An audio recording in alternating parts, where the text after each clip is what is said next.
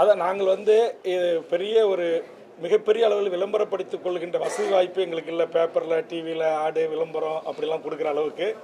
ஆனால் நாங்கள் தமிழ்நாட்டில் தமிழ் தேசிய அரசியலை, தமிழீழ தேசிய தலைவர் மேதகு பிரபாகரன் அவர்களை, அவருடைய கொள்கைகளை, அவருடைய லட்சியங்களை, அவருடைய கனவுகளை, அவருடைய தனிமனித ஒழுக்கத்தை, அவருடைய தலைமை பண்புகளை, அவருடைய அறநெறி சார்ந்த வாழ்வியலை உள்வாங்கிய தமிழ் தேசிய ஆளுமைகள் எங்களோடு இணைந்திருக்கிறார்கள். அவர்கள் யாரும் வெற்றி விளம்பரத்தை விரும்பவில்லை. ஆதலால் ஆங்காங்கே சின்ன சின்ன இணைப்பு விழாக்களை செய்து என்னோடு இணைந்து கட்சியினுடைய கட்டமைப்பு பணிகளை பலப்படுத்துகின்ற பணியில் அவர்கள் இணைந்திருக்கிறார்கள்.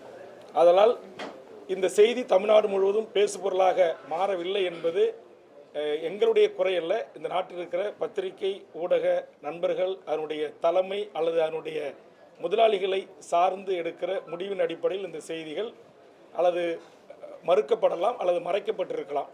என்றைக்காவது ஒரு நாள் தமிழக வாழ்வுரிமை கட்சி கும்மிடிப்பூண்டியில் தொடங்கி கன்னியாகுமரி வரையிலும் 234 தொகுதிகளிலும் மிக வலுவான ஒரு அரசியல் கட்சியாக இருக்கிறது என்பதை இந்த தேர்தல் காலம் தமிழ்நாட்டுக்கு அரசியல் கட்சிகளுக்கும் பத்திரிகைகளுக்கும் ஊடகங்களுக்கும் எங்கள் செயல்பாடுகளின் மூலமாக உணர்த்தும்.